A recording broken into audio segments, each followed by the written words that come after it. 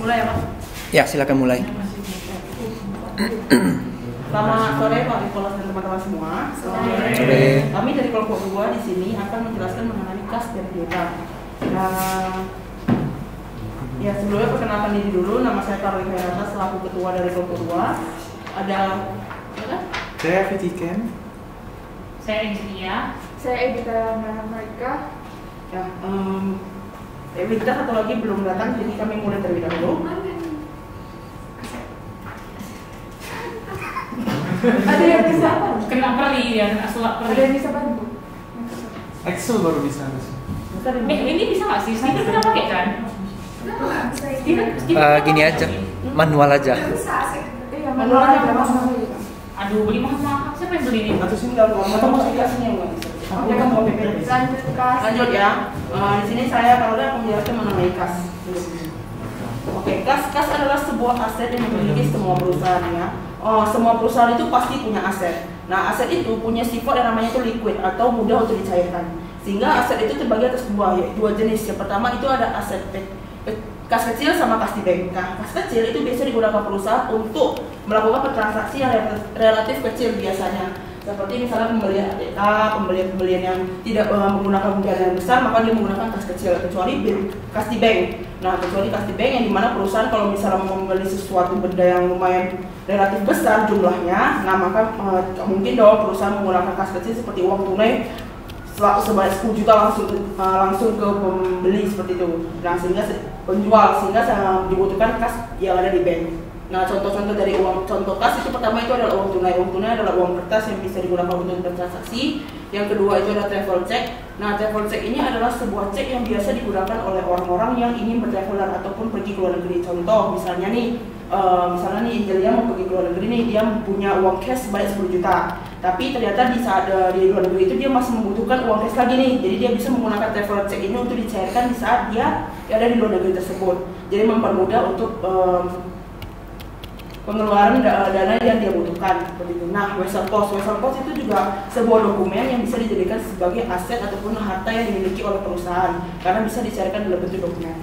Nah, yang keempat itu adalah cek. Cek juga bisa dicairkan dalam bentuk dokumen. Contohnya misalnya ada sebuah di bank, itu ada namanya itu cek di bank. Nah, jika di sana itu tertulis nominalnya, maka tertulis kepada siapa yang ditransfer, maka saya yang ingin ditransfer akan bisa mencairkan tersebut dalam bentuk uang tunai. Nah, yang kelima itu uang perusahaan, berarti uang yang ada di dalam perusahaan tersebut. Selanjutnya itu ada sumber kas. Kas itu biasa dihasilkan dari yang namanya itu hasil penjualan investasi. Contohnya, misalnya investasi kita itu dapat keuntungan ataupun ada pendapatan penjualan seperti itu, maka masuk ke dalam kas seperti itu. Yang kedua itu adalah pembelian saham untuk penambahan modal pemilik penjualan kas. Nah, jadi pemilik, contohnya itu pemilik ingin menambahkan modal nih, tapi modal yang dia tambahkan itu dalam bentuk kas, maka bisa menambahkan kas yang ada di dalam perusahaan. Yang ketiga itu adanya penyaluran berkurangan aktiva lancar selain kas yang diimbangi dengan adanya penerimaan kas. Contohnya penerimaan piutang. Nah, kalau misalnya penerimaan piutang berarti kan aktiva lancar yang lain itu kan berkurang. Contohnya piutang kita berkurang kalau orang melakukan pembayaran utang, tapi kas kita akan bertambah seperti itu. Nah, keempat itu ada penerimaan kas seperti sewa, bunga, dividen dari investasi, sumbangan, dan hadiah maupun ada pengembalian pajak periode sebelumnya. Sama seperti yang namanya itu penerimaan piutang, yaitu ada penerimaannya kas, uang sewa.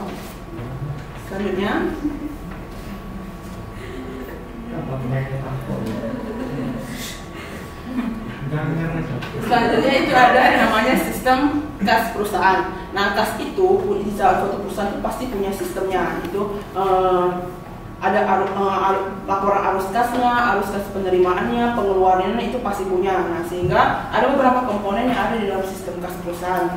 Next. Nah, contohnya itu pertama ada penerimaan kas. Jadi kalau misalnya perusahaan itu punya penerimaan kas atau misalnya penjualan dia mendapatkan pendapatan, maka harus ada komponen dalam sistem kas atau pencatatannya di dalam penerimaan kas. Kebalikannya, ataupun ada pengeluaran kas seperti itu. Nah, kalau misalnya kas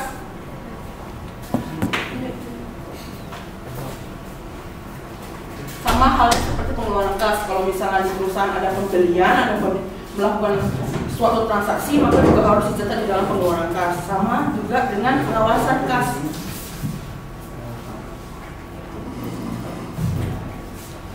Sama seperti pengawasan kas. Nah, kas itu juga butuh diawasi walaupun dalam bentuk apalagi kas ini termasuk adalah aset atau harta yang dimiliki oleh perusahaan.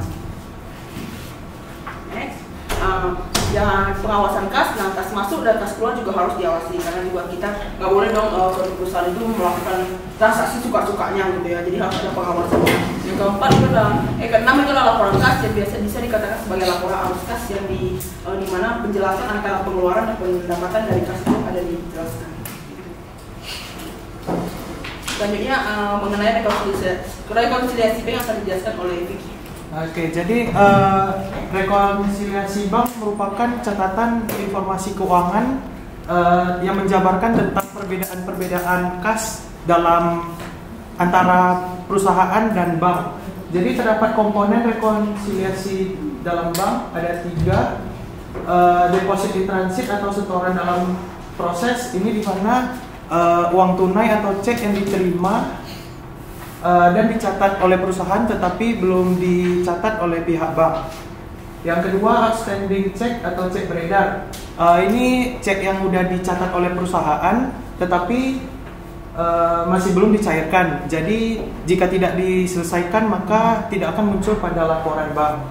Yang ketiga ada non-sufficient check atau cek kosong, di mana ceknya itu tidak diterima oleh bank karena dana yang ada dalam rekening perusahaan tidak mencukupi. Next. Bentuk rekonsiliasi bank yang pertama ada bentuk skronto yang jadi ini bentuk pencatatan rekonsiliasinya itu disusun secara bersebelahan. Yang kirinya itu ada saldo kas perusahaan dan kanannya saldo rekening koran. Jika yang rekonsiliasi strafel seperti gambar yang di sini itu disusun secara bertingkat atau Berjejer ke bawah. Selanjutnya terdapat bentuk 4 kolom itu untuk menetapkan saldo yang sebenarnya, dan untuk saldo awal, penerimaan, pengeluaran, dan saldo akhir. Terus selanjutnya ada bentuk 8 kolom. Ini jenis ini merupakan presentasi rekonsiliasi bank dengan tabel aktual yang terdiri dari 9, namun hanya 8 dari mutasi nominal, dan satunya lagi itu berupa keterangan yang berada di bagian kiri. Next. Langkah-langkah rekonsiliasi bank. Jadi terdapat 5 langkah. Yang pertama, melakukan perbandingan antara saldo kas di buku besar perusahaan dan saldo rekening koran di dalam bank. Yang kedua, habis itu kita catat transaksi yang dilakukan oleh bank. Selanjutnya dilakukan penelusuran terhadap transaksi yang masih dalam proses. Selanjutnya buat lembar kerja. Jadi di sini itu dijadikan wadah untuk menghitung semua transaksi yang dicatat. Jika ada selisih maka akan lanjut ke tahap selanjutnya, dan jika tidak ada selisih maka langkahnya berhenti di sini. Selanjutnya yang kelima itu penelusuran dan pengecekan ulang. Jadi di sini itu dilakukan penelusuran dan pengecekan ulang terhadap penyebab terjadinya masalahnya. Baik, untuk piutang saya akan menjelaskan tentang piutang. Piutang itu kalau dalam secara sederhana atau yang kita sering kenali dalam sehari-hari, yaitu orang berutang sama kita. Tapi kalau dalam di sini kita buat di dunia akuntansi, pengertian piutang adalah hak pembayaran yang legal atau yang harus dibayarkan ditagih atas produk atau jasa dengan pembayaran tidak tuntas di periode tutup buku. Dan perbedaan hutang dan piutang sangat jelas. Hutang merupakan kewajiban pembayaran atas jasa yang diterima, sedangkan piutang berarti sebaliknya. Yang selanjutnya ada ciri-ciri piutang. Yang pertama itu punya tanggal jatuh tempo. Piutang adalah transaksi dengan jatuh tempo tertentu, biasanya itu dalam kurun waktu 1 tahun. Yang selanjutnya adalah dapat memiliki bunga. Ada yang membuat piutang dengan berbunga, ada yang membuat piutang dengan tidak berbunga, tergantung dengan kebijakan dari perusahaan itu. Yang selanjutnya memiliki konsekuensi telah pembayaran. Begitu juga dengan ini, ada perusahaan yang membuat konsekuensinya seperti di blacklist atau yang lainnya. Seperti dampak bunga ini juga merupakan konsekuensi telat pembayaran. Yang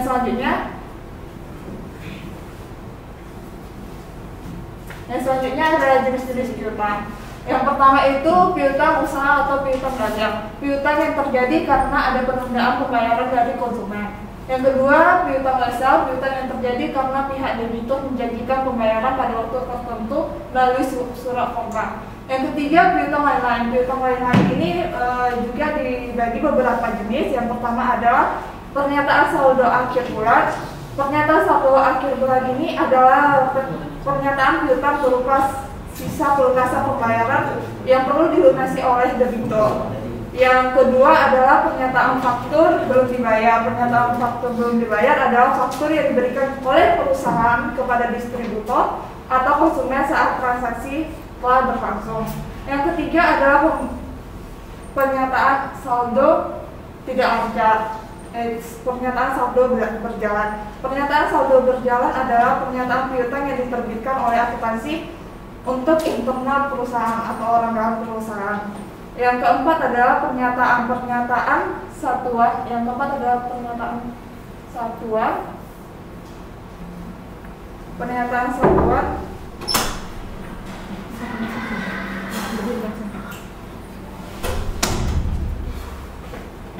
Isi Pak.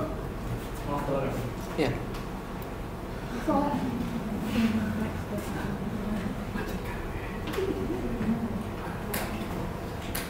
Pernyataan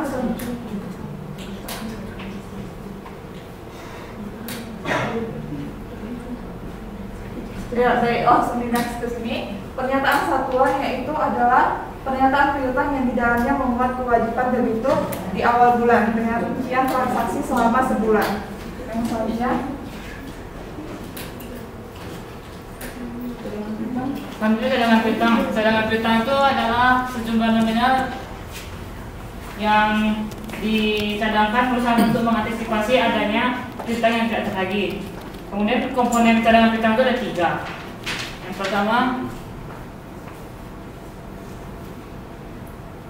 Yang pertama nilai penjualan. Nilai cadangan piutang akan terpengaruh dari dari nilai penjualan. Semakin besar nilai penjualan, maka semakin besar juga nilai risiko piutang yang tidak tertagih. Maka perusahaan perlu membuat cadangan piutang yang lebih besar pula. Yang kedua itu saldo piutang. Selain nilai komponen lain, perlu diperhatikan dalam pembuatan besaran nilai cadangan piutang adalah saldo piutang. Semakin banyak saldo penjualan kredit, saldo piutang akan semakin besar. Yang ketiga,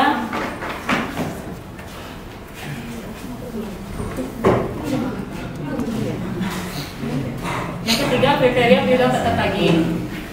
Piutang telah melebihi umur tertentu. Batas umur piutang masing-masing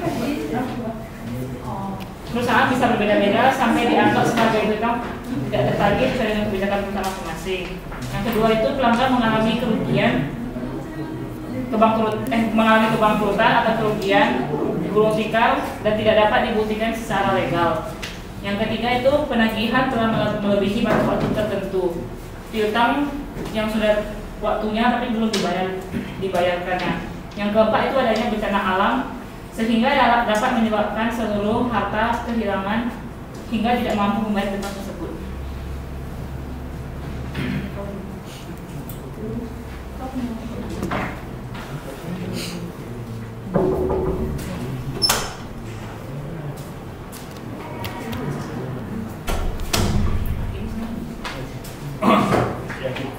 Jadi di sini saya akan menjelaskan penilaian piutang.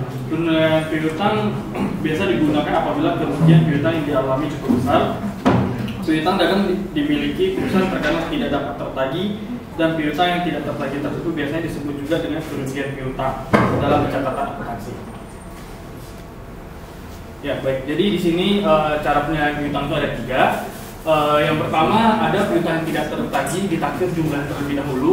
Yang kedua, taksiran kerugian piutang dicatat dengan mendebit kerugian piutang dan mengkredit cadangan kerugian piutang melalui jumlah penyesuaian. Dan yang ketiga, piutang yang benar-benar tidak dapat ditagih dicatat dengan mendebit rekening cadangan kerugian piutang dan mengkredit rekening piutang usaha pada saat suatu piutang itu dihapus dari pembukuan.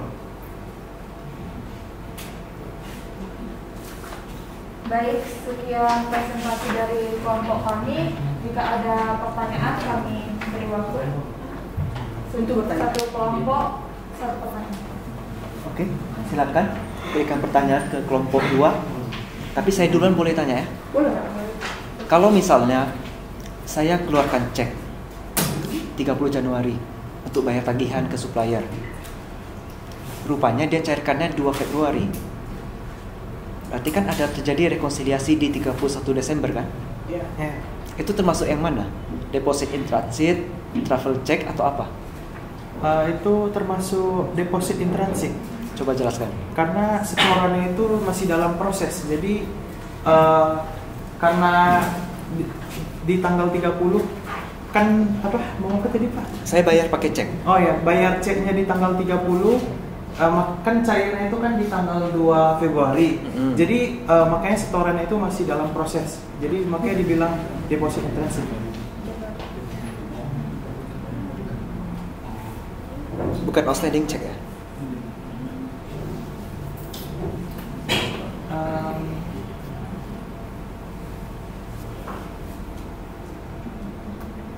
Coba cek definisinya dulu.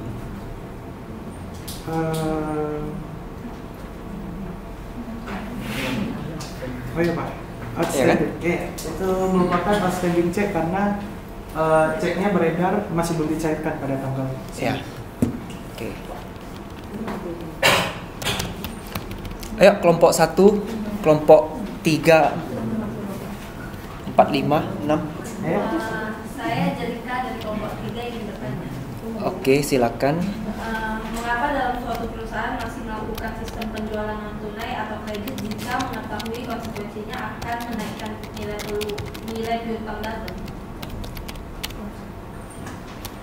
Intinya, kenapa masih ada penjualan kredit ya? Kenapa nggak tunai semua? Padahal tahu resikonya kalau kredit bisa kredit macet. Kenapa masih mau lakukan penjualan kredit?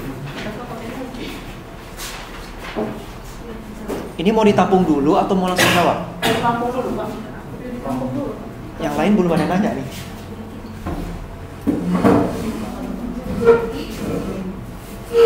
Kelompok 1, 4, 5, 6.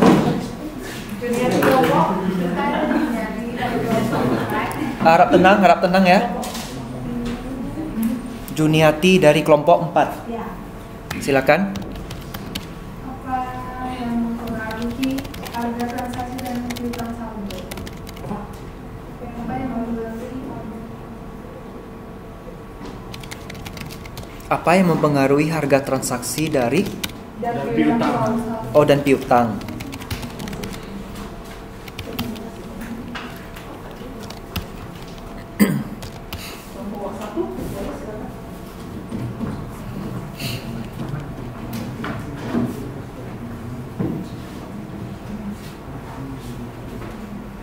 Kelompok 1, 5, 6.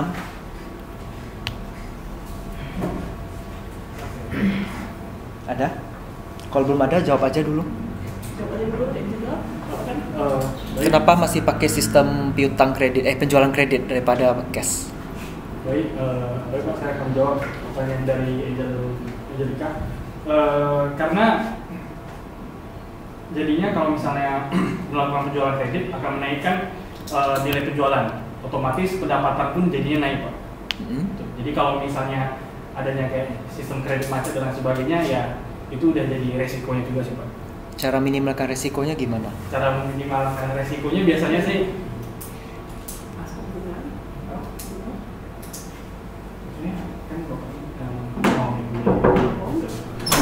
ya, jadi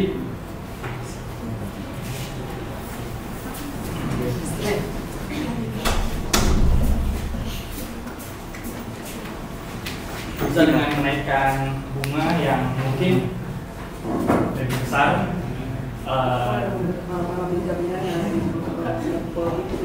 Ya, jaminan biasanya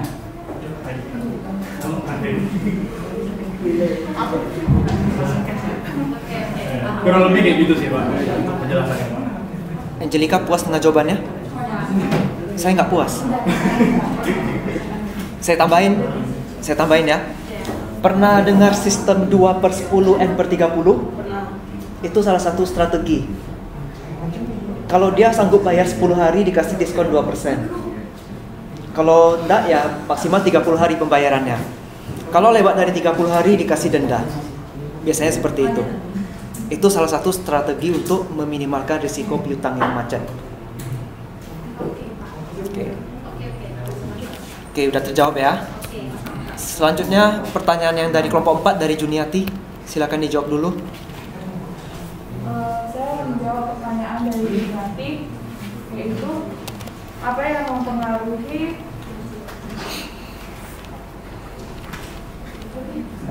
Harga transaksi dan piutang. Apa yang mempengaruhi harga transaksi dan piutang saldo? Itu Saldo piutang atau piutang saldo ya? Piutang saldo, baru dengar saya itu. Kalau saldo piutang iya. Oke, lanjut. Yang pertama ada diskon dagang. Yang kedua itu ada diskon tunai. Yang ketiga itu ada restock dan potongan penjualan. Yang keempat itu nilai uang. Misalnya kalau setiap tahun itu kadang mau nilai uang tuh berubah, misalnya kayak tahun 1945 sama tahun sekarang itu nilai uang udah berubah gitu.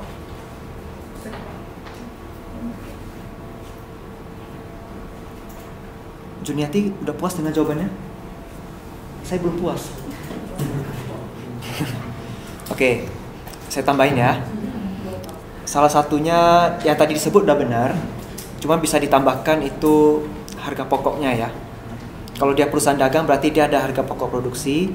Kalau dia manufaktur kalau dagang ada harga pokok penjualan. Kalau manufaktur itu ada harga pokok produksi. Itu juga mempengaruhi harga transaksi kan. Tidak mungkin perusahaan mau jual harganya di bawah HPP, itu rugi namanya.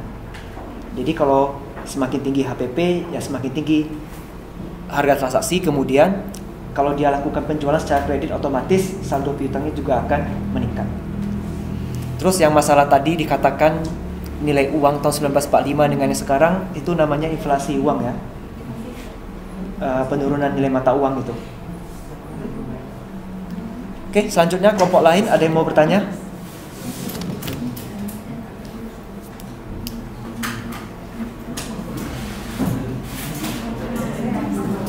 Kelompok 1, 5, dan 6. Yuk, bertanya biar aktif nilainya. Ya.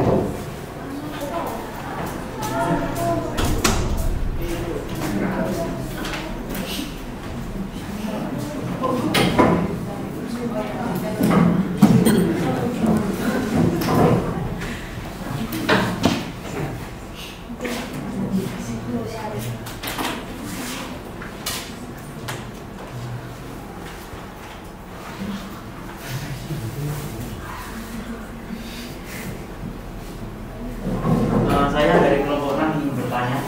Namanya siapa? Agung. Silakan. Jika suatu perusahaan A meminjamkan uang sebesar 100 juta ke perusahaan B tanpa perjanjian, terus ketika udah jatuh tempo kan susah ditagih, itu kayak mana?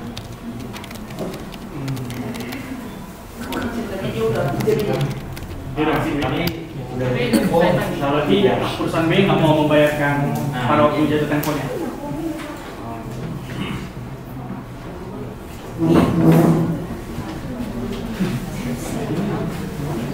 Kelompok 1 dan 5 silakan berikan pertanyaan.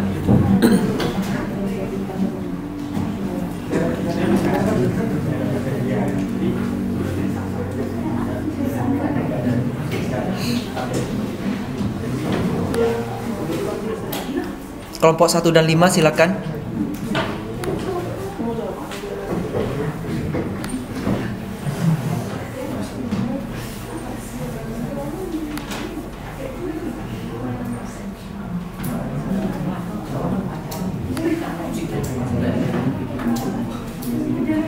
menjawab terlebih dahulu Pak? Boleh? Baik, saya Carolina akan menjawab pertanyaan Agung. Jika perusahaan A pinjam 100 juta tanpa jaminan dan tapi waktu jatuh tempo B tidak bisa bayar gitu, tidak bayar gitu. Nah, menurut saya pribadi ini berarti itu perusahaan A tidak bisa memaksa untuk B itu untuk mengelola uang bayar karena kan tidak ada jaminan, tidak ada kita maka tidak seperti yang bisa diberikan perusahaan B kepada perusahaan A seperti itu. Nah, kalau misalnya berarti kalau misalnya perusahaan A itu harus mengatakan bahwa itu penghapusan piutang karena memang dia tidak bisa menagih hal tersebut. Upama kayak kalau dibawa ke hukum gitu nggak bisa. Nggak bisa karena nggak ada jaminan sama sekali. Nah, apalagi catatan nggak bisa juga perjanjian antara A dan B itu tidak ada bukti nyata, itu tidak bisa. Harus ada bukti nyata seperti ada jaminan di atas jaminan atas bukti ataupun ada dokumentasi suara yang menyatakan bahwa B akan membayar jatuh tempo sekian baru dia bisa. Di dalam akuntansi mungkin A ternyata sebagai juga tidak. Oke Agung? Oke, saya tambahin. Intinya tadi penjelasan Caroline ya namanya tadi? Oke, penjelasan Caroline itu harus ada hitam di atas putih ya. Berarti ada surat perjanjian atau promesnya ya. Kalau di secara akuntansi, kalau ada yang seperti itu, ada dua metode. Penghapusan piutang atau penyisihan piutang tidak tertagih. Penghapusan piutang berarti ketika dia sudah jatuh tempo dan tidak mampu untuk dibayar, langsung kita hapus. Kalau penyisihan piutang tidak tertagih, mungkin kalian pernah lihat istilahnya tabel umur piutang. Piutang itu dikelompokkan berdasarkan risiko dan usianya. Jadi secara perlahan piutang itu dihapus. Cara penghapusannya itu nanti melalui penyisihan cadangan penyisihan piutang tidak tertagih. Itu ada caranya. Itu aja mau saya tambahkan. Kira-kira yang lain ada mau nambahin nggak?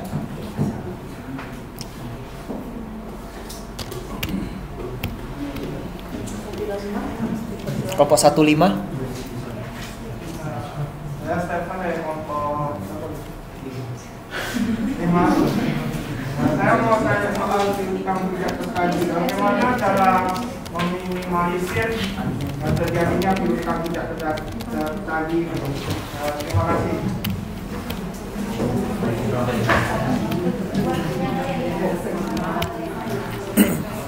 Untuk nomor 1 silakan.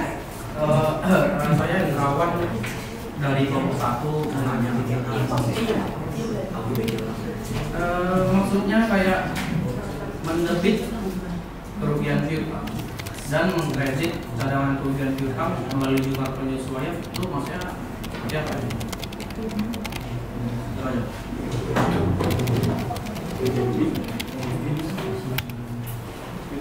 Mendebitkan kerugian piutang dan mengkreditkan cadangan piutang.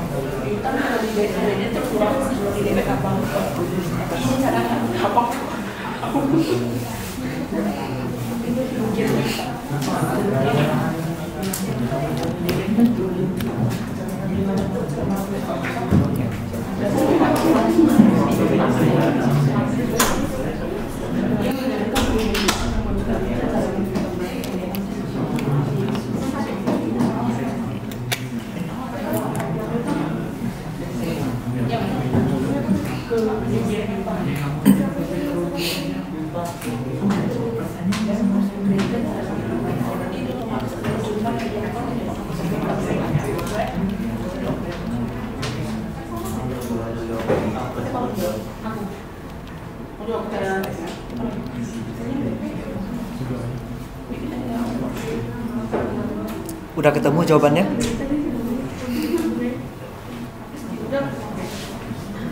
Jadi saya menjawab pertanyaan dari bagaimana cara meminimalisir piutang yang tak tertagih. Jadi yang pertama itu membuat jatuh tempo, membuat janji tempo. Terus memberikan follow up kepada orang yang melakukan utang. Terus memberikan denda untuk keterlambatannya. kemudian membuat daftar hitam pelanggan yang telah bayar, kemudian mengirim invoice reminder, misalnya seminggu sebelum jatuh tempo kirim dulu invoice-nya. Sekian. Oke. Termasuk salah satunya strategi yang 2/10 N/30 itu, pemberian diskon ya. Mungkin ada yang mau nambahkan atau udah oke? Udah oke? Terus yang itu pertanyaan Hendrawan, mendebitkan kerugian dan mengkreditkan cadangan, maksudnya apa?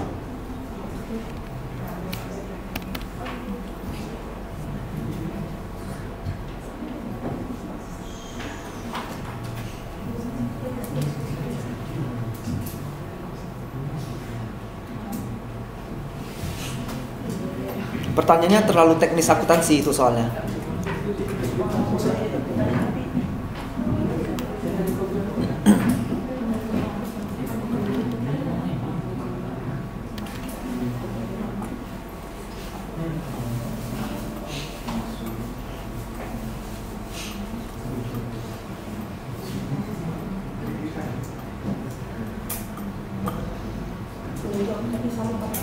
Silakan. Oke, Hendrawan, saya coba jawab ya. Itu kan katanya mendebitkan kerugian piutang yang mengkreditkan cadangan piutang. Nah, kalau menurut saya nih, ya, kalau debit kerugian piutang kan kita berarti kan itu otomatis kita ada kerugian piutang. Kerugian piutang itu kalau misalnya didebitkan berarti kan kita misalnya contoh nih, Vicky punya uang sama saya kan punya kerugian piutang karena saya kerugian piutang. Jadi saya mendebitkan kerugian piutang tersebut, maka saya dapat Vicky melakukan pembayaran ke saya. Jadi mengkreditkan itu berarti cadangan piutang itu akan dikreditkan. Yang piutang yang saya miliki itu dikreditkan. Benar? Saya melakukan pembayaran piutang. Saya piutang. Sepertinya masih agak bingung ya. Yang ini biar saya aja yang jawab.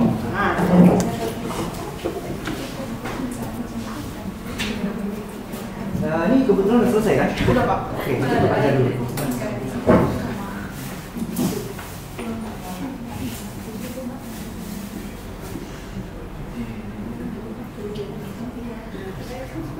Saya kasih cerita dulu awal mulanya. Kita perusahaan melakukan penjualan secara kredit.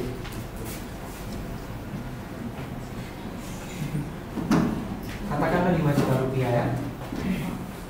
Kalau kita di pengantar akuntansi 1, cara jurnalnya begini ya. Piutang usaha ya. Ada penjualan kredit sebesar masing-masing 5 juta rupiah di sisi debit dan sisi kredit. Ini paham?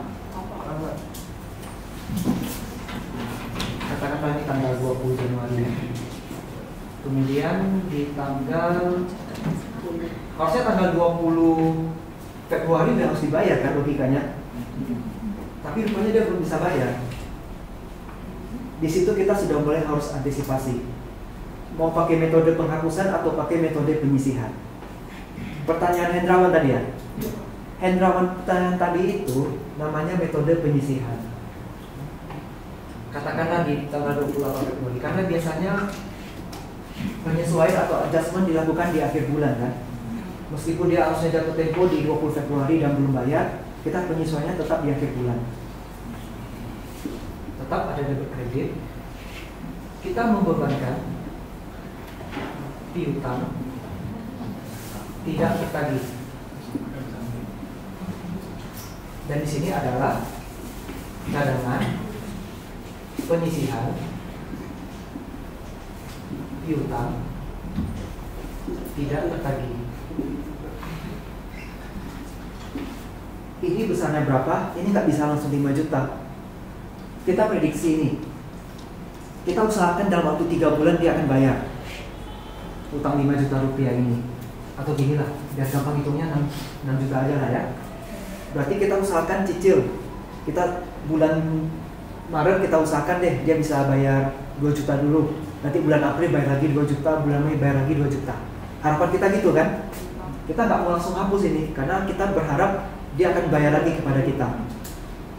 Karena kita taksir umurnya 3 bulan kan, Berarti 6 juta kita bagi 3 berapa? 2 juta. Kita cadangkan dulu 2 juta untuk bulan Februari.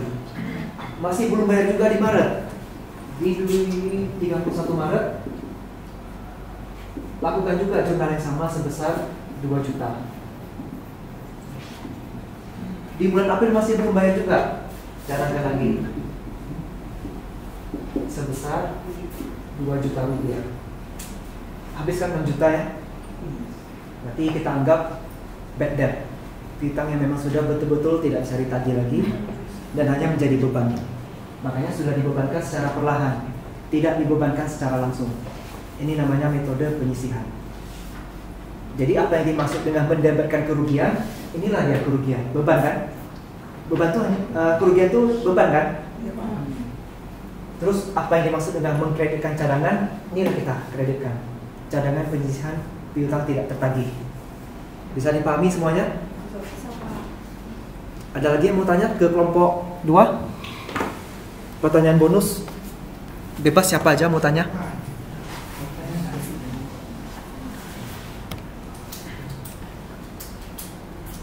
Biar ada. Oke, silakan.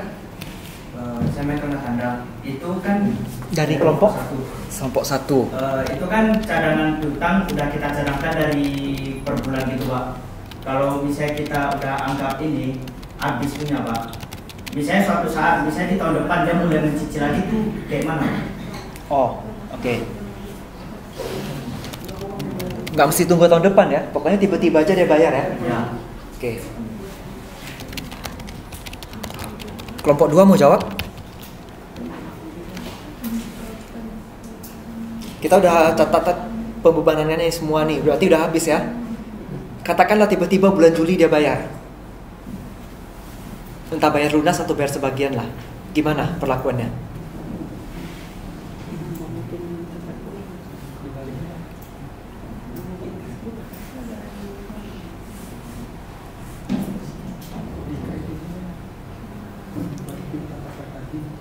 Kita balik aja posisinya. Kita balik aja.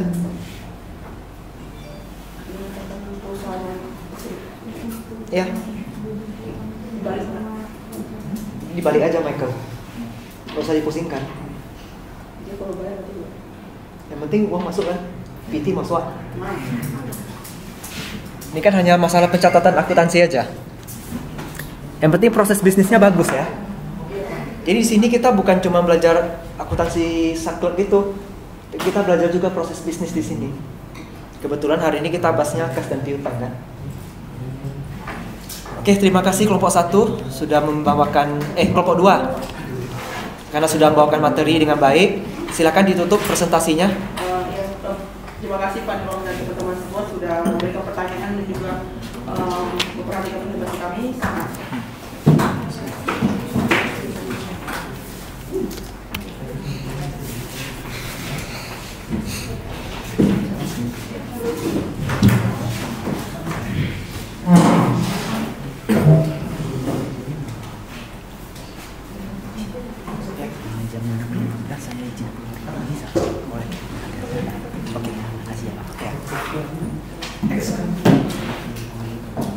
Kelompok 1.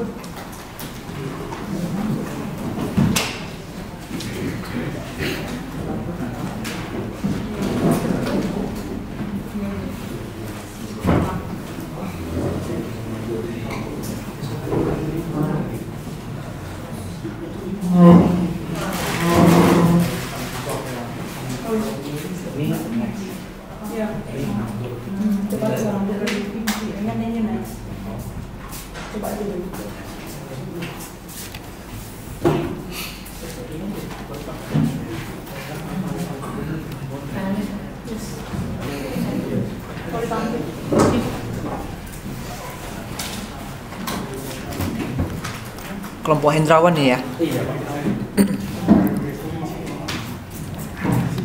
Hendrawan, terus Michael ya. Ricianto yang mana? Berarti yang satu lagi Heri Kurniawan. Hari.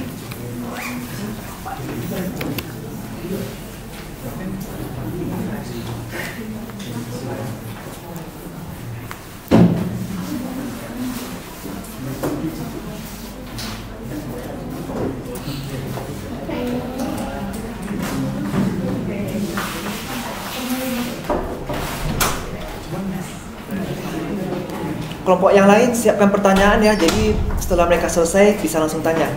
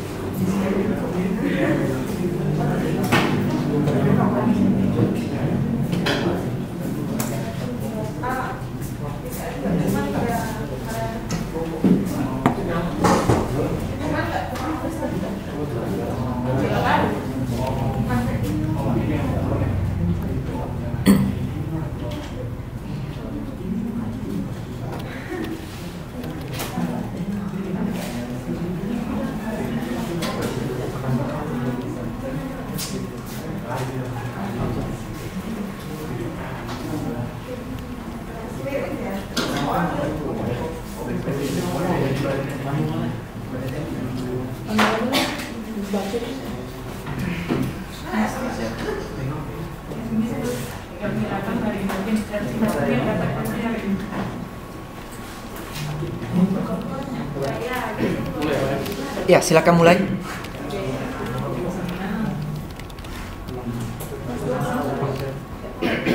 Oke, selamat sore Pak Nikolas, selamat sore kawan-kawan semuanya. Kami dari kelompok 1 ya. Perkenalkan, saya Indrawan, lalu ada Rijanto, ada Michael Natanda, dan Hari Kurniawan. Kami akan mempresentasikan hasil diskusi kami, yaitu mengenai materi neraca dan laporan arus kas. Baiklah, tanpa berlama-lama kita masuk ke slide pertama ya. Laporan neraca. Laporan neraca adalah dokumen fundamental yang dimiliki perusahaan untuk menyusun laporan keuangan bersama dengan laporan laba rugi, laporan arus kas, dan laporan laba ditahan. Nah, neraca juga akan memberitahu nilai dan bisnis dari suatu perusahaan pada waktu tertentu, sehingga perusahaan dapat memahami posisi keuangannya. Yang artinya, laporan neraca adalah laporan keuangan yang dapat memberikan gambaran tentang nilai yang dimiliki perusahaan dan jumlah dana yang diinvestasikan oleh pemegang saham. Neraca juga dapat digunakan dengan laporan keuangan penting lainnya untuk melakukan analisis fundamental atau menghitung rasio keuangan yang sangat berguna bagi investor. Nah, berikutnya adalah isi dari laporan neraca. Laporan neraca berisi tentang informasi mengenai aset dan kewajiban perusahaan. Nah, perusahaan juga memiliki aset jangka pendek dan aset jangka panjang, begitu pula dengan kewajibannya, di mana aset jangka pendek perusahaan berupa kas, piutang, perlengkapan, dan lain-lainnya. Sedangkan untuk aset jangka panjang berupa properti, pabrik, dan peralatan. Nah, ini merupakan rumus neraca keuangan, di mana total aset merupakan total kewajiban ditambah total ekuitas. Nah, berikut ada fungsi laporan neraca, yaitu berguna untuk menunjukkan posisi keuangan perusahaan yang sebenarnya pada tanggal tertentu. Yang kedua, posisi keuangan dapat dipastikan dengan jelas dengan panduan neraca. Kemudian, neraca dapat memberikan informasi yang berharga kepada manajemen untuk mengambil keputusan yang lebih baik melalui analisis rasio.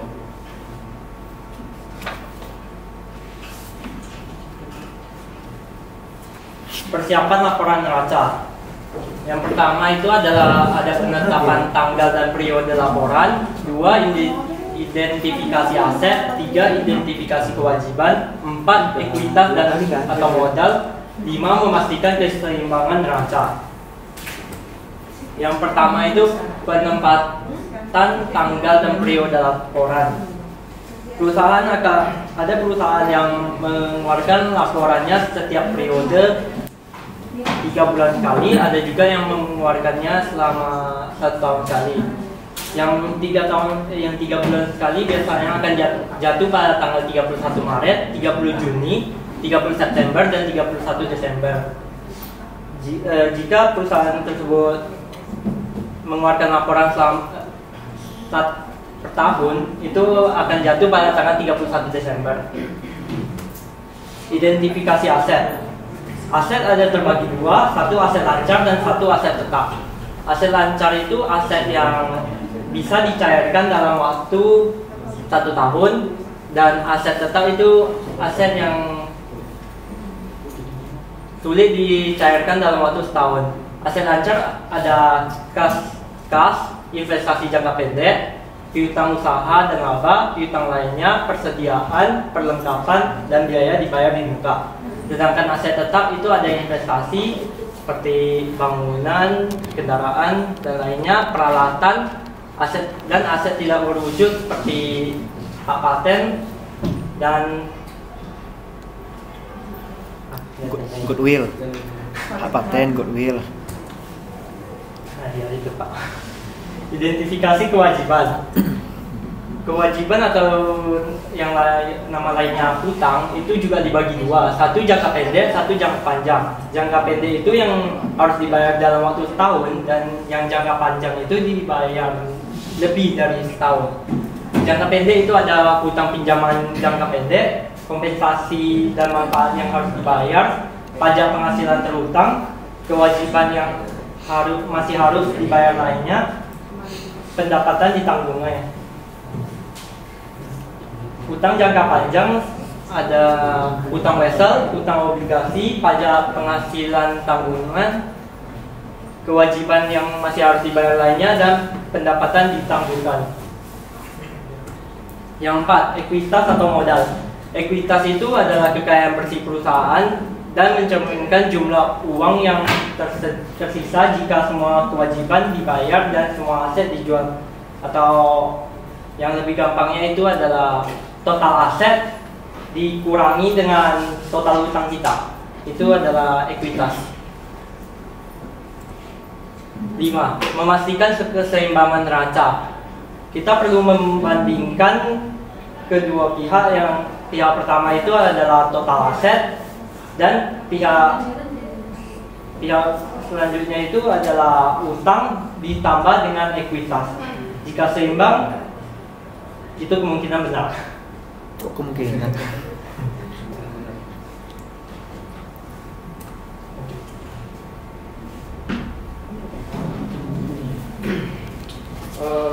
Oke, sekarang kita masuk ke laporan arus kas. Laporan arus kas ataupun yang dikenal dengan cash flow itu tuh merupakan jenis laporan keuangan yang berisi tentang informasi dari kita penerimaan dan pengeluaran kas dalam sebuah perusahaan pada periode waktu tertentu. Jadi untuk laporan arus kas ini, kita sebagai pelaku bisnis ataupun sebagai investor, itu ada baiknya kita memahami laporan arus kas ini. Karena di dalam laporan arus kas ini ada berbagai macam informasi yang sangat penting untuk perusahaan kita. Dan selanjutnya itu adalah fungsi laporan arus kas. Jadi dengan adanya laporan arus kas, itu selain untuk mengetahui kondisi perusahaan, ini juga dapat meraih kepercayaan dari calon-calon investor. Maka dari itu fungsi laporan arus kas itu ada 3. Yang pertama, itu untuk mengetahui jumlah saldo kas, yaitu untuk laporan arus kas itu berjalan, kita itu harus mengetahui jumlah saldo kas itu, karena dalam saldo kas ini itu dapat berjalan sebagai mestinya apabila perusahaan ini dapat dengan mudah melacak uang yang masuk dan uang yang keluar dari perusahaan dalam suatu periode. Nah, jadi fungsi dasarnya itu yaitu untuk menjelaskan perubahan total kas dari satu periode ke periode yang berikutnya. Yang kedua, itu adalah untuk mengidentifikasi uang tunai dan keuntungan. Ya, jadi fungsi yang kedua itu adalah untuk mengidentifikasi uang tunai versus keuntungan. Karena laporan laba rugi itu merupakan sebagai komponen dari laporan arus kas.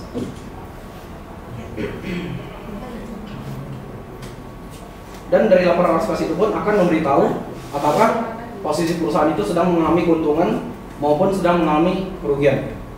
Karena dalam akuntansi, perusahaan itu akan mencatatkan pemasukan ketika mereka itu mendapatkannya. Jadi bukan pada saat kita menerima pemasukan tersebut. Begitulah sebaliknya. Perusahaan itu akan mencatatkan pembayaran, mencatatkan biaya itu pada saat dikenakan. Jadi bukan saat dikenakan biayanya itu. Maksudnya gini, pada saat memang dikenakan, ya, bukan pada saat dibayarkan. Bukan saat dibayarkan. Pendapatan juga tadi. Pada saat memang sudah diakui pendapatan sudah dicatat, bukan pada saat uang diterima. Bukan pada saat uang diterima. Ya. Baiklah, selanjutnya itu fungsi yang ketiga, yaitu mengetahui uang masuk dan uang yang keluar. Jadi dengan mengetahui uang dari masuk dan keluar, itu kita dapat diketahui melalui 3 fungsi. Jadi di dalam mengetahui uang masuk dan keluar ini ada 3 fungsi lagi. Yang pertama yaitu fungsi laporan arus kas operasional, yaitu pencatatan arus kas yang membayar kebutuhan dari operasional sehari-hari.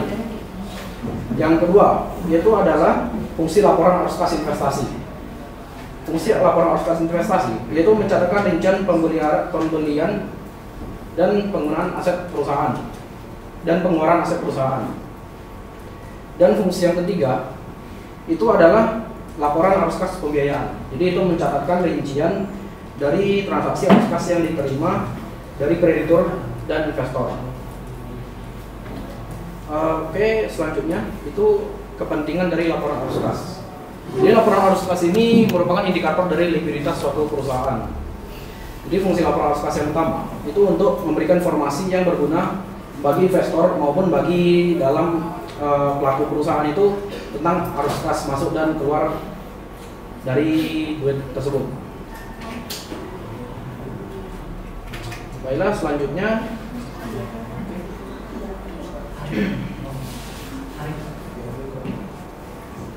kemudian persiapan laporan arus kas. Terdapat 5 tahapan dalam persiapan membuat sebuah laporan arus kas. Yang pertama adalah menentukan saldo awal. Menentukan saldo awal dibutuhkan jika laporan arus kas dibuat dengan metode tidak langsung untuk mengetahui apakah arus kas dari aktivitas operasional. Sebaliknya dengan metode langsung maka tidak dibutuhkan. Saldo awal biasanya dapat ditemukan pada awal periode pembuatan laporan. Kita dapat menemukannya pada laporan laba rugi dalam periode yang akuntansi yang sama. Yang di belakang jaga ketenangan ya. Yang kedua, menghitung arus kas dari aktivitas kegiatan operasional. Sumber informasi tentang seberapa banyak uang tunai yang diperoleh perusahaan dari aktivitas bisnisnya dengan menggunakan metode langsung dan metode tidak langsung. Di depan ini ada contoh laporan arus kas yang menggunakan metode langsung. Pada contoh kasus ini kita memiliki kas sebesar 8 juta, lalu kita melakukan pembayaran kepada vendor sebesar 4 juta, dan untuk pembiayaan operasional perusahaan sebesar 1 juta. Didapatkanlah dari pengurangan kas dan pembayaran kepada vendor sebesar 3 juta. Kemudian yang ketiga, menghitung arus kas dari aktivitas investasi. Sumber informasi tentang pembelian dan penjualan aset jangka panjang termasuk fasilitas, peralatan dan perlengkapan serta properti. Contoh kasusnya laporan arus kas investasi adalah di sini kita memiliki aktiva sebesar 5 juta. Untuk kas pembelian aktiva tetap itu tidak ada. Itu berarti uang yang kita miliki sisanya adalah 5 juta. Kemudian keempat, menghitung arus kas dari aktivitas pembiayaan. Memeriksa arus kas keluar dan masuk yang berhubungan dengan pendanaan. Contoh kasusnya pada laporan arus kas pembiayaan kita memiliki saham sebesar 4 juta. Bila kita ingin melakukan penarikan atau penjualan, kita sudah mendapatkan dividen sebesar 1 juta. Setelah itu dikurangi, maka kita mendapatkan total pendanaan sebesar 3 juta. Kemudian bagian terakhir, menentukan saldo akhir. Setelah arus kas dari ketiga pipa bisnis utama diketahui, maka kita bisa mengetahui saldo akhir dan kas ekuivalen pada akhir periode pelaporan. Itulah beberapa hal yang perlu diketahui mengenai laporan arus kas lewat penyusunan laporan yang benar.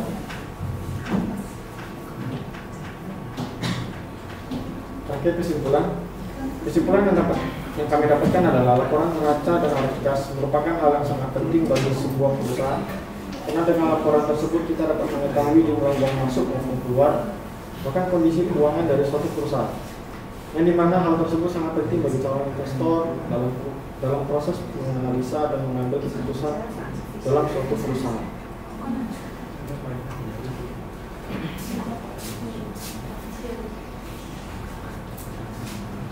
Baiklah, mungkin sampai sini hasil dari presentasi kami dari kelompok 1. Bila ada yang ingin ditanyakan maka akan kami persilakan. Oke. Saya dari kelompok 5 yang mau bertanya, apabila total arus kas masuk melebihi total arus kas keluar dalam laporan arus kas, bagaimana dan di mana kelebihan itu disajikan? Terima kasih.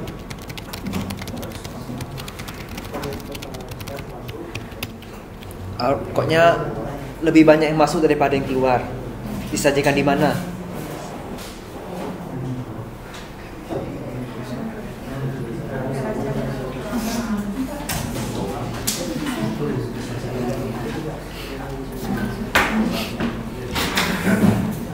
Dari kelompok yang lain, silakan. Ini mau dijawab dulu atau mau tampung dulu? Kalau yang mau tanya boleh langsung silakan. Kalau bisa yang tanya ganti-gantian dari tiap kelompoknya ya, biar bisa bagi nilai.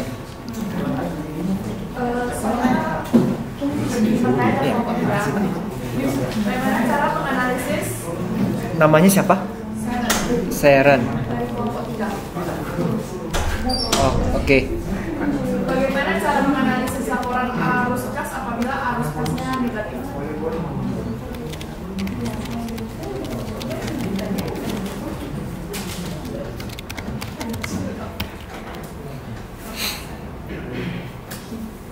Oke, mungkin 2 ini bisa dijawab dulu ya.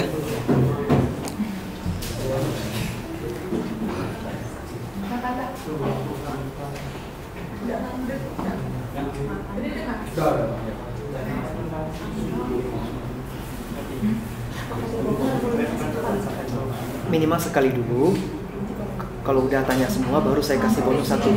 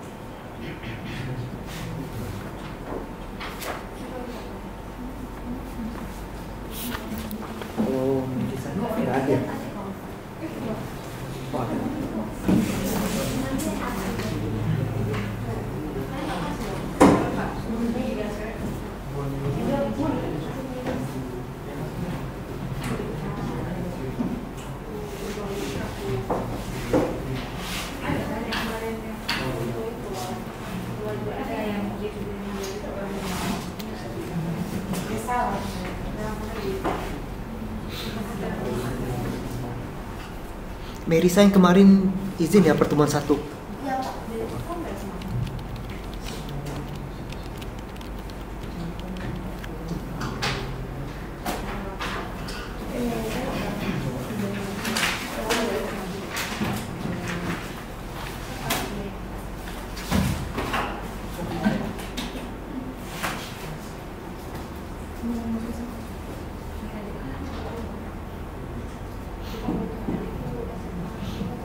Ada yang sudah bisa dijawab? Kelompok 2, kelompok 1. Oke.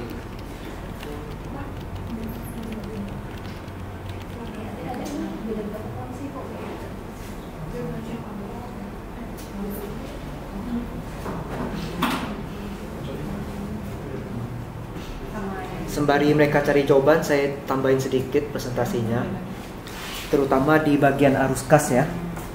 Arus kas itu ada 3 bagian, namanya operasional,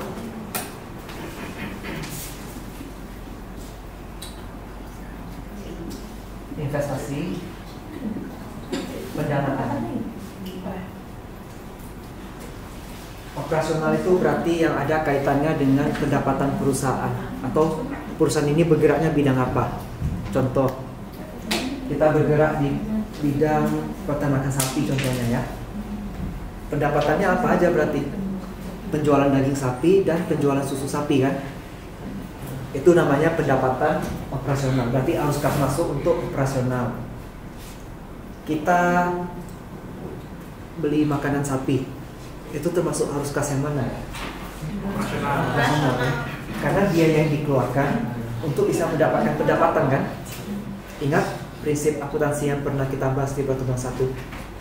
Biayanya harus untuk mendapatkan pendapatan. Nah, kalau saya misalnya sapinya sakit, saya kasih dia vitamin, saya kasih dia obat, itu harus kas apa? Pendanaan. Operasional. Kan harus dikaitkan ke sana. Harus kas keluar kan? Saya keluar uang untuk bangun kandang sapi. Pendanaan. Investasi. Kok salah terus jawabannya? Namanya kita kan belajar dulu. Iya. Minum aku ada nggak fokus. Harus minum lebih keras. Nama kamu Triple W kan? Iya. Gampang diingat. Waduh, kacau lagi.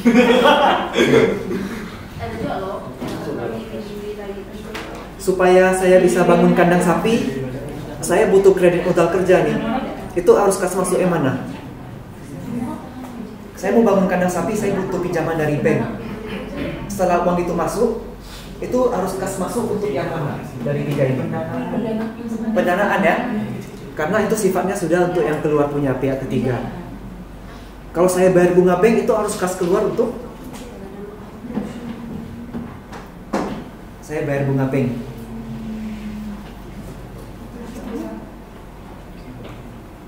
Yang mana? Operasional. Kenapa operasional? Karena itu termasuk bagian dari apa ya bilangnya? Apa? Dari apa ya bilangnya? Jawabannya benar operasional, tapi alasannya apa? Bingung Pak, tapi tahu kayak mana bilangnya? Intinya gitulah ya. Oke. Kenapa disebut operasional? Karena dia memang dalam kaitannya untuk meningkatkan pendapatan kita kan. Jadi yang pendanaan ini ketika kita menerima utang dan kita membayar utang aja posisinya. Bunga atas utang itu masuk ke operasional. Karena dia sifatnya bukan pendanaan. Jadi dari 3 penjelasan ini sudah bisa dipahami secara ringkas. Oke. Silakan kelompok 2 coba jawab pertanyaannya. Kelompok 1 lupa. Gara-gara terbalik ini.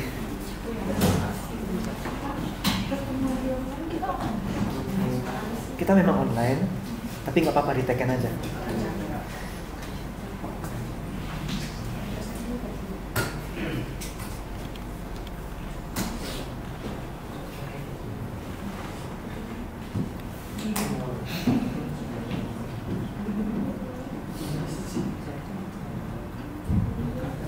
Atau dari kelompok lain ada yang bisa coba jawab? Mana tahu kan? Kalau enggak, oke silakan. Pertama saya akan menjawab pertanyaan dari kelompok 3 ya. Jadi tadi pertanyaan itu adalah bagaimana cara menganalisis laporan arus kas apabila arus kasnya itu negatif. Oke.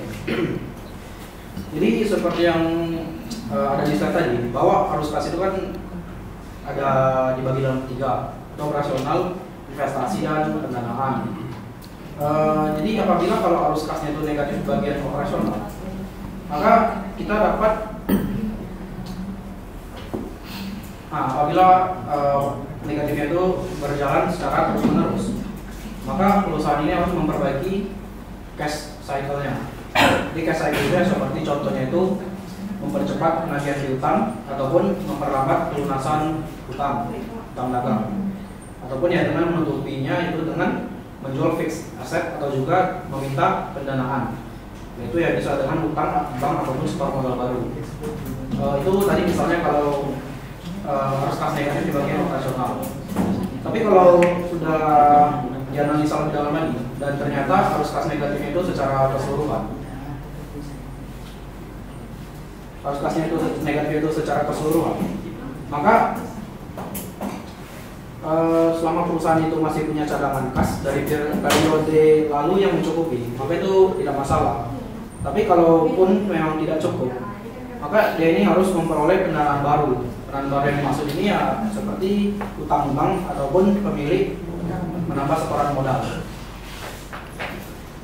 Mungkin itu penjelasan untuk pertanyaannya. Saudari Seren, apakah sudah puas dengan jawabannya? Kalau saya belum.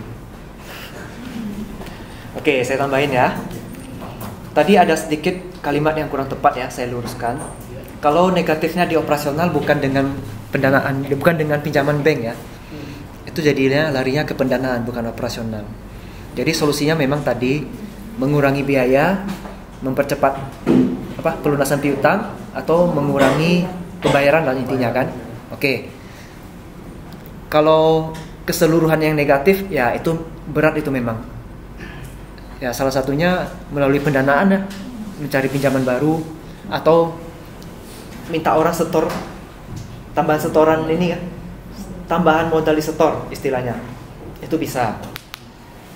Pokoknya yang tidak boleh negatif itu adalah operasional sama investasi.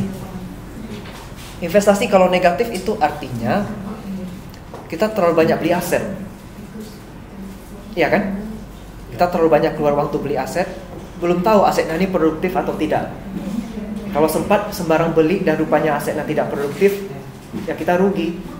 Asetnya nggak bisa menghasilkan uang untuk kita. Ingat ya, pengertian aset itu adalah ketika kita ngeluarin uang, barang yang kita beli itu bisa untuk menambah penghasilan kita. Oke, paham semuanya? Selanjutnya pertanyaan dari Stefan tadi.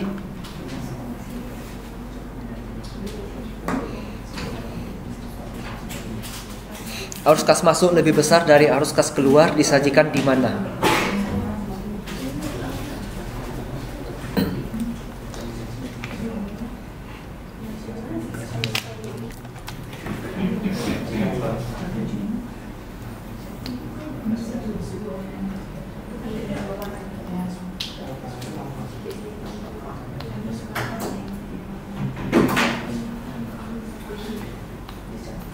Saya akan menjawab pertanyaan dari Stephen 45.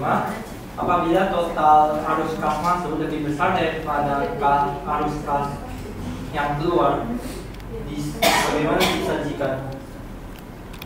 Maka itu akan terjadi cash flow positif atau surplus, dan sebaliknya jika kas masuk lebih kecil dari kas keluar, maka terjadi cash flow negatif. Disajikannya di mana?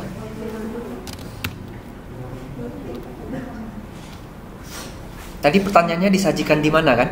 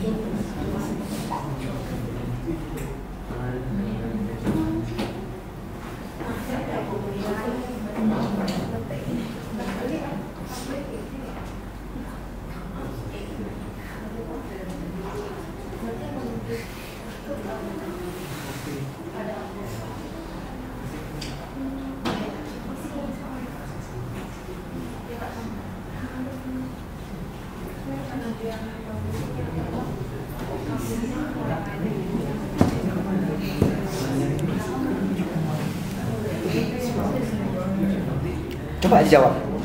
Meskipun salah nggak apa-apa, kita belajar kok. Ini disajikan di mana? Maksudnya di akun mana kan? Nah, di akun mana?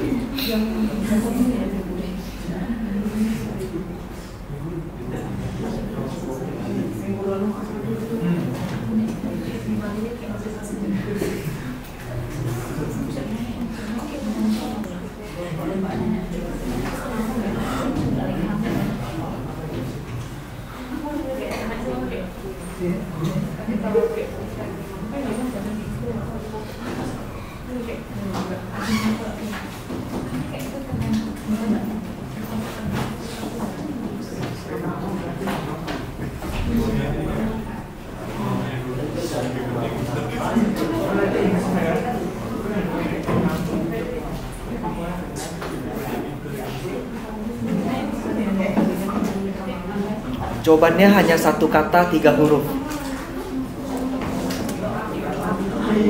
Yang ditanya akun mana kan? Ya kas. Iya.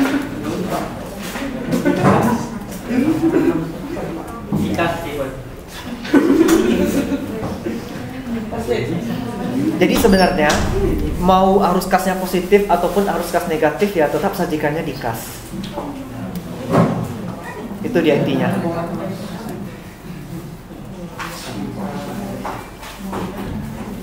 Oke, Steven? Oke, kelompok yang lain? Kelompok 1, silakan. Saya pilihkan dari kelompok 2 yang bertanya bagaimana cara atau strategi perusahaan dalam meningkatkan arus kasnya dan gimana contoh strategi. Bagaimana cara atau strategi suatu perusahaan dalam meningkatkan arus kasnya dan gimana contoh strateginya. Arus kas yang dimaksud secara keseluruhan atau yang spesifik dari sana? Yang keseluruhan. Oke. Kelompok yang lain? Kelompok 6? Ya.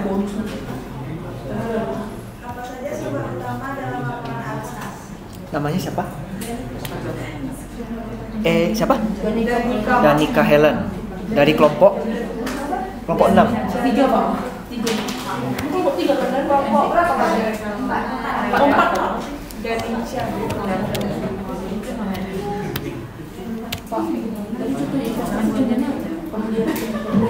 Pokoknya aset tetap. Aset tetap itu mau dibeli atau dijual. Belum pertanyaannya. Apa aja sebab utama dalam laporan arus kas?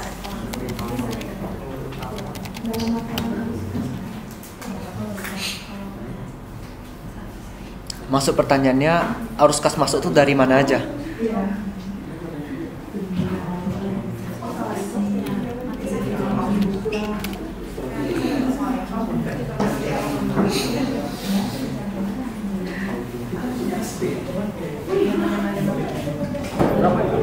Kelompok 6 lagi ya. Ya, silakan.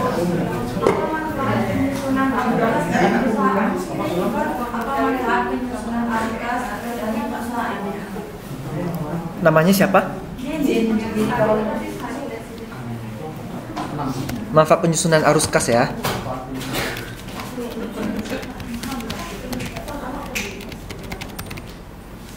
Manfaat penyusunan arus kas dalam perusahaan.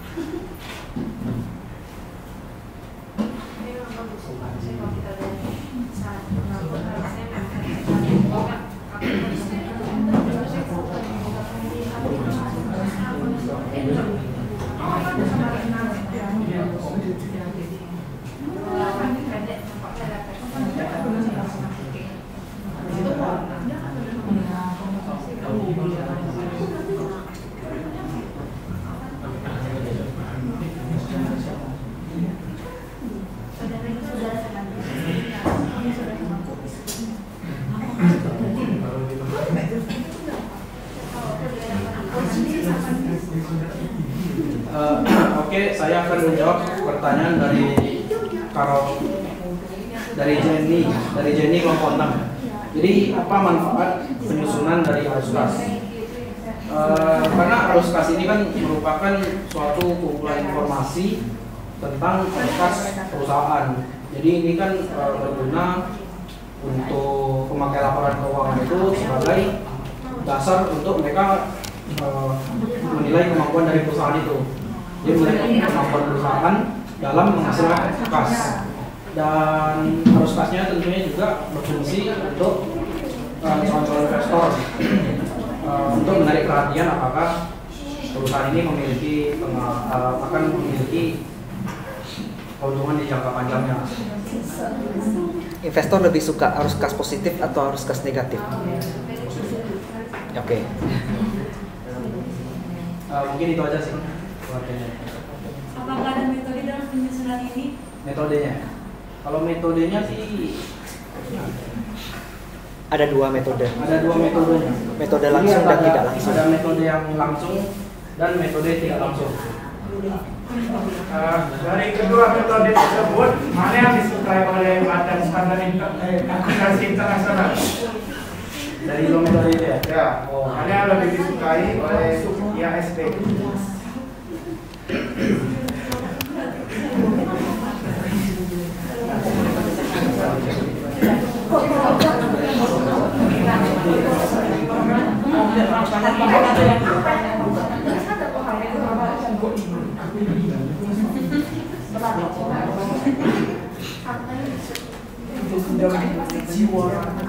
Pertanyaannya tadi metode yang langsung tidak langsung lebih baik mana sama akuntansi.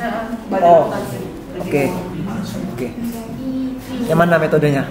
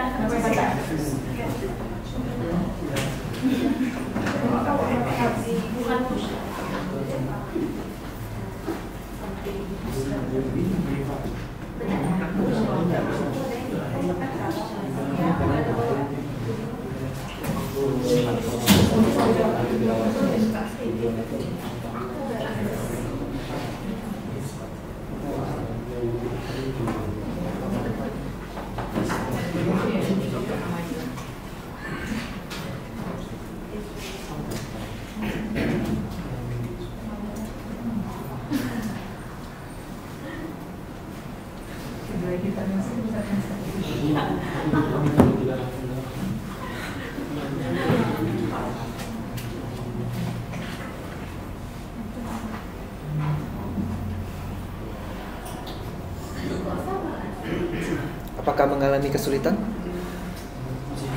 Masih bisa. Ayo. Itu yang bagus. Saya akan menjawab pertanyaan dari Steven. Metode yang lebih disukai adalah metode tidak langsung. Dikarenakan metode tersebut kita dapat mengetahui arus kas dari aktivitas operasional.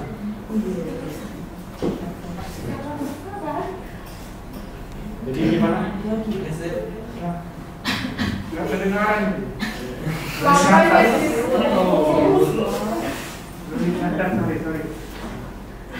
Jadi jawabannya adalah menggunakan metode tidak langsung. Dikarenakan dengan metode tersebut kita dapat mengetahui arus kas dari aktivitas operasional. Terima kasih. Saya tambahin ya, boleh? Boleh, Pak. Kalau berdasarkan standar akuntansi, mau langsung ataupun tidak langsung nggak ada masalah, itu bebas. Cuma kalau dari sisi kita sebagai pembuat laporan keuangan, akan lebih mudah pakai metode langsung. Metode langsung itu sekedar laporan mutasi kas, biasanya dibuat bagian cashier atau bagian finance. Itu tinggal kita kelompokkan aja operasional, investasi atau pendanaan. Udah gitu aja. Tapi kalau metode tidak langsung, kita harus pakai neraca periode sekarang, kita bandingkan dengan neraca periode sebelumnya, kita selisihkan, angka-angka itu kita pindahin ke sini, ke 3 komponen ini. Lebih rumit, jadi lebih enak metode langsung. Itu dari saya ya. Oke. Pak, kan kata Bapak lebih rumit, Pak. Apakah lebih bagus?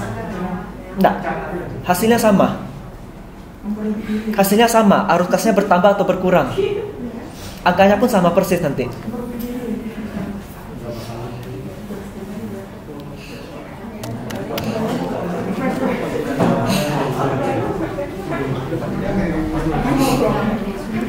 Pertanyaan berikutnya? Saya akan menjawab pertanyaan dari Vicky kelompok 2. Bagaimana cara atau strategi suatu perusahaan meningkatkan arus kas suatu perusahaan? Arus kas negatif itu tidak selalu menjadi perhatian, tapi jika terus berlangsung ia akan menghabiskan saldo kas yang ada. Jadi untuk meningkatkan arus kas bisnis ada beberapa cara. Salah satunya itu mengurangi persyaratan pembayaran untuk pelanggan. Jadi lebih sedikit waktu berlalu antara saat Anda memperoleh penghasilan dan saat Anda benar-benar dibayar. Selain itu penilaian atas biaya operasional dan investasi Anda juga dapat bermanfaat dalam mengelola arus kas.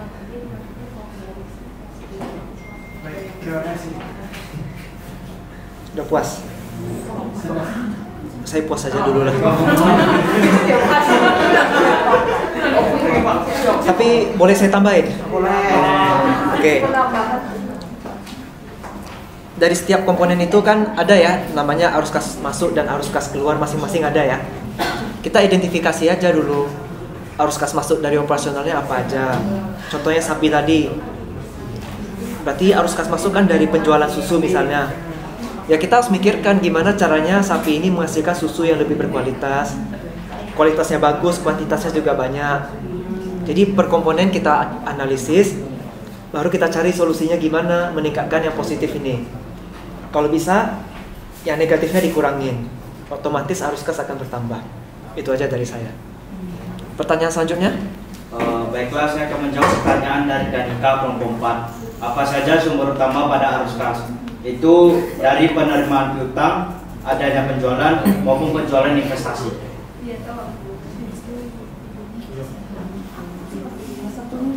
Udah.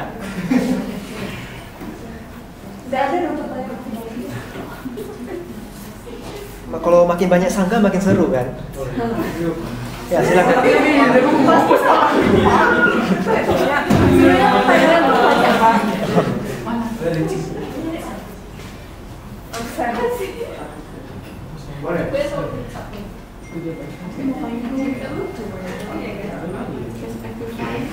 Ada yang mau nyanggah atau ada yang mau nambah lagi?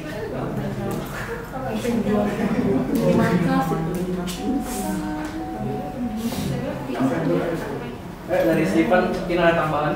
Bukan dapat saya menanya tentang penggunaannya. Penggunaan dari tadi kan sudah dijelaskan apa-apa. Gimana tadi? Digunakan untuk apa-apa saja. Digunakan untuk apa saja? Kan sumber utamanya kan. Jadi sumber utama yang tadi kalian sebut itu tujuannya dipakai untuk apa aja? Satu dulu, kalian tadi sebutnya melalui piutang kan? Nah, ya. Setelah piutang masuk, uangnya mau diapakan? Terus kalian tadi ada bilang penjualan investasi ya?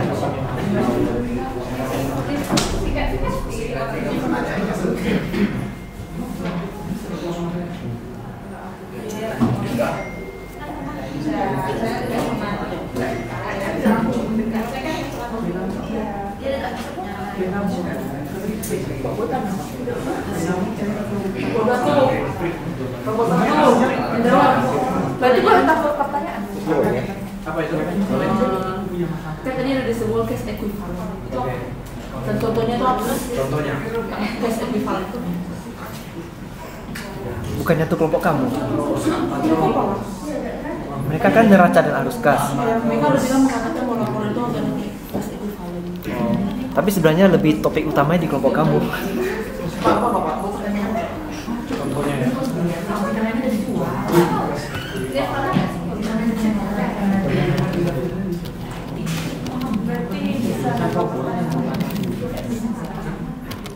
Pertanyaan bisa lagi kan Pak? Selagi mereka mau jawab nggak apa-apa. Bisa, mau.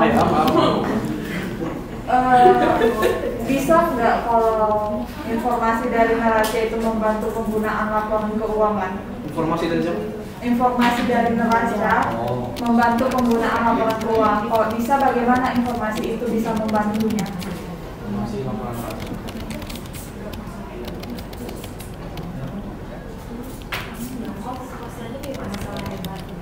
Oke, dijawab dulu.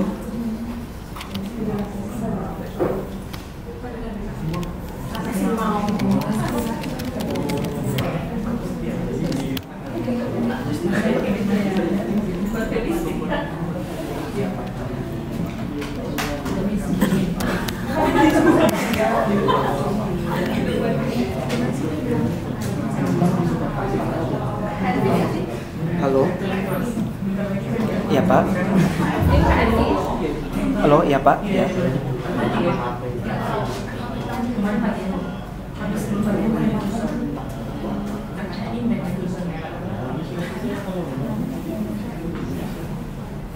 Oh. Enggak ada. Iya, sama Pak Ijam, Pak. Iya. Oke, Pak. Oke, Pak. Oke, Pak. Ya, Pak.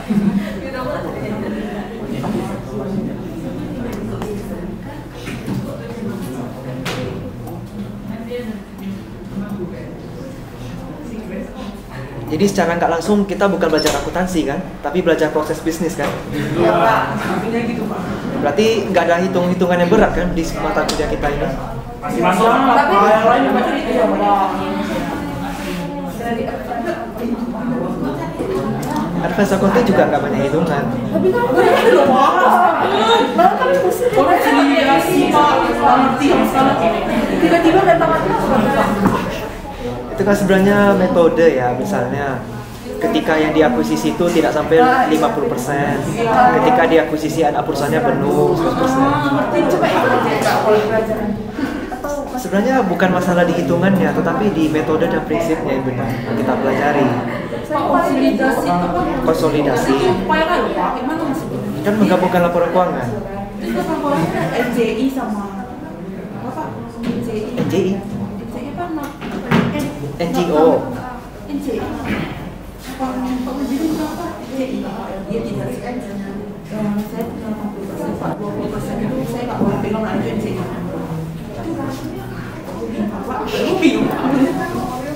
Udah. Oke, silakan kelompok satu. Saya akan menjawab pertanyaan dari Edita. Bagaimana informasi laporan neraca membantu laporan? Harap tenang semuanya. Yaitu dengan menyediakan informasi mengenai aktiva, kewajiban kepada kreditor, dan ekuitas pemilih, sehingga dapat menjadi dasar penilaian likuiditas, solvabilitas, dan fleksibilitas keuangan dari suatu perusahaan. Baik, terima kasih.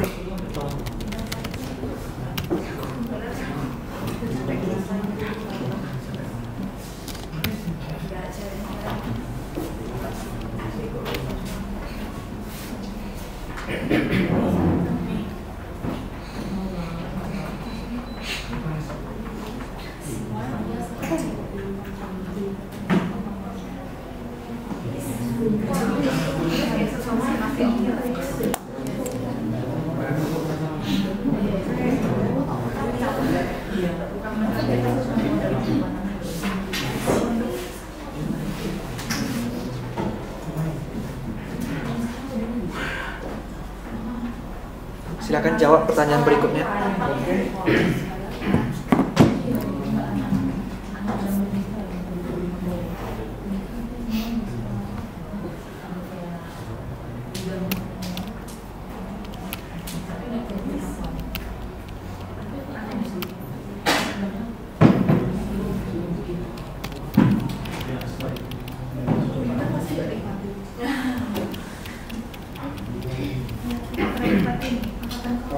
Oke, saya akan menjawab pertanyaan dari Caroline kelompok 2 ya.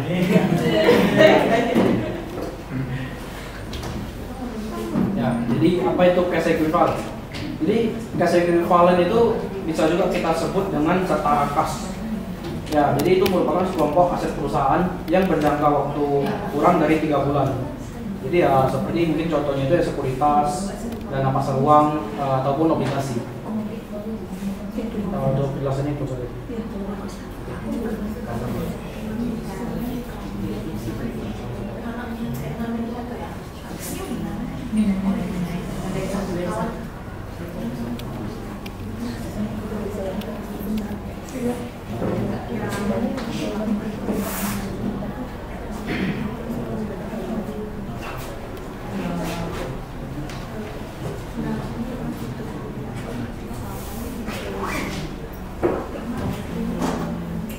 NCI tadi ya, non controlling interest, kepentingan non pengendali.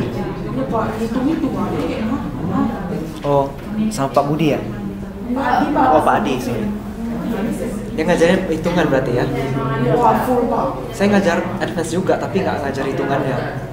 Saya lebih menekankan konsepnya sebenarnya.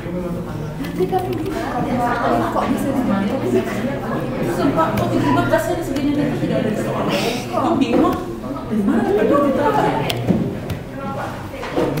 Ya sebenarnya kalau saya pakai metode Bapak itu juga, bukan, maksudnya kalau saya ngajar, yang saya ngajar itu anak akuntansi iya, tapi yang saya ngajarin sekarang anak manajemen.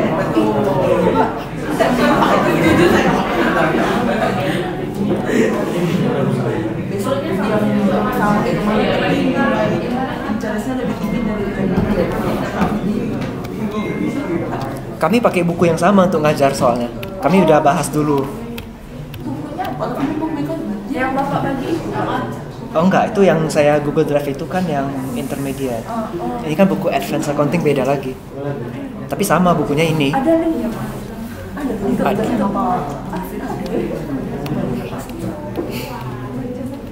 Tapi kita. Iya, bahasa Inggris. Bukunya ini juga pasti. Iya. Soalnya di situ juga. Iya, semua. Special food Pak. Enggak masuk di situ.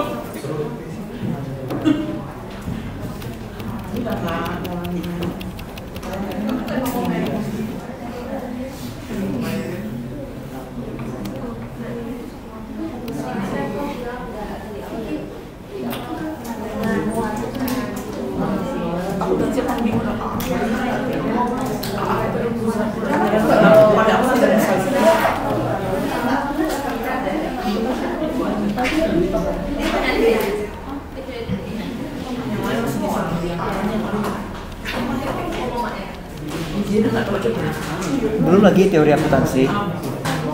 Teori akuntansi. Kasih aja kamu. teori akuntansi. Itu nggak terlalu, mungkin karena kami manajemen, jadi tidak yang hanya advance saja Pak.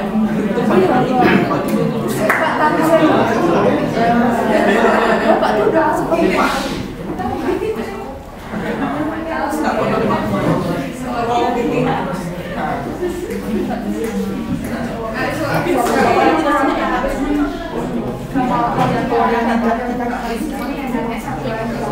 Udah bisa jaga ketenangan ya semuanya.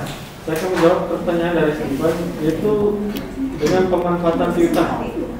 Yang pertama, menjaminkan piutang. Piutang dijadikan sebagai jaminan untuk memperoleh kredit secara jangka pendek. Kemudian yang kedua, menjual piutang sebagai alternatif meminjam piutang. Gimana?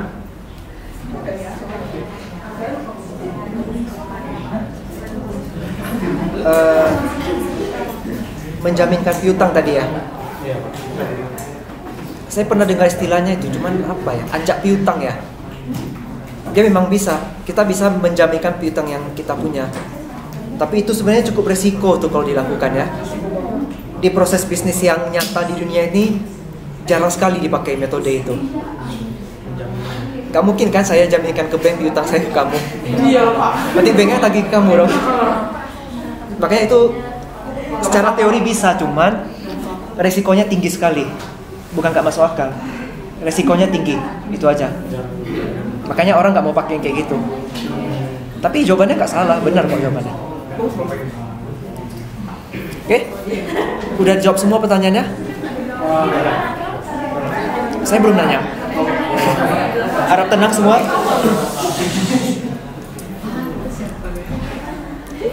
Pertanyaan dari saya ya.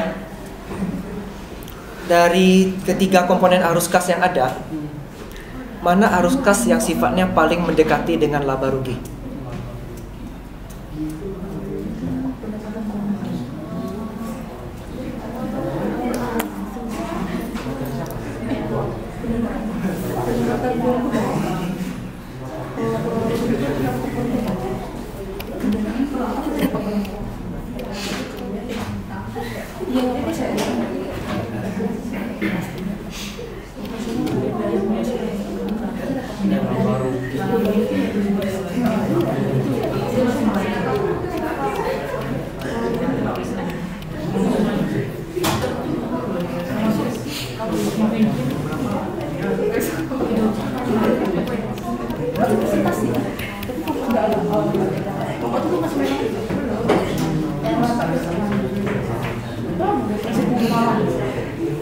Teori akuntansi sama siapa dosennya? Pak Puji.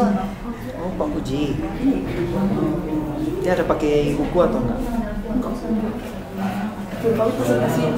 Tapi kayaknya Bapak itu pakai buku sih, Pak. Tapi kayak enggak dibaginya ke Bapak.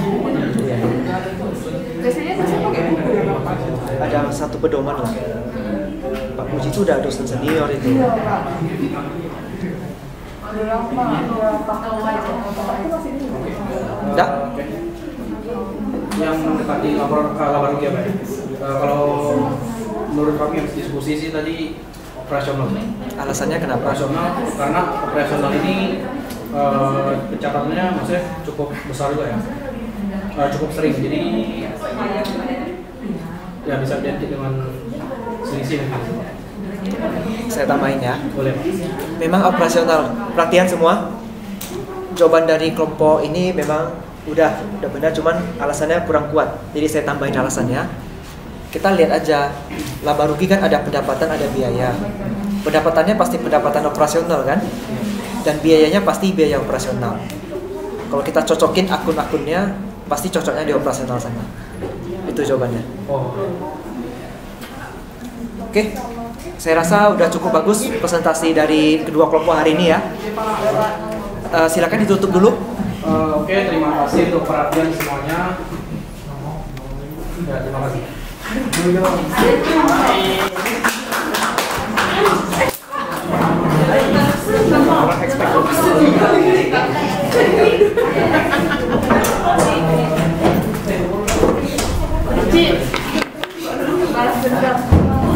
Oke, sebentar. Tadi Jadi materi mungkin ada yang belum dijelaskan semua mungkin ya. Jadi kan saya ada share video pembelajaran sama materi. Nanti bisa dipelajari, terutama yang ini, kas. Itu ada yang namanya kas impress, sama kas yang namanya fluktuatif. Bisa dipelajari di bahan ajar atau di video ya. Oke, kemudian sebelum pulang saya absen satu-satu dulu ya. Silakan duduk dulu. Oh iya Pak. Bawa aja kan bontek ya.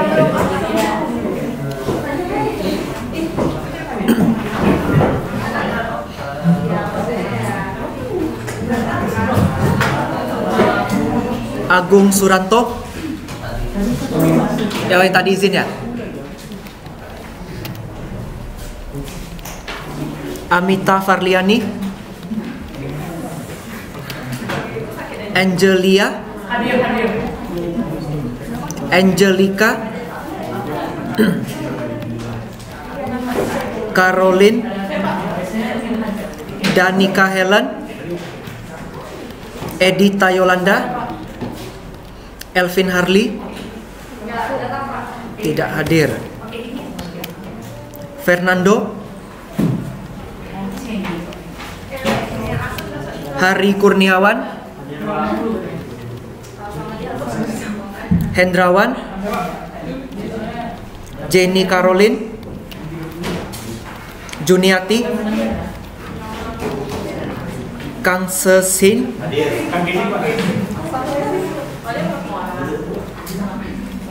Merisa. Michael Fai. Michael Natanda. Risianto. Sharon Francisca. Stephen. Venesiani memang pindah kelas ya. Ke BM6. Kelas saya juga dong tuh. Vicky Ken. Winter Wirawinata. Erin. Wilson Wijaya. Fauzi. Oke, saya ucapkan terima kasih atas kehadirannya. Sampai jumpa pertemuan berikutnya ya.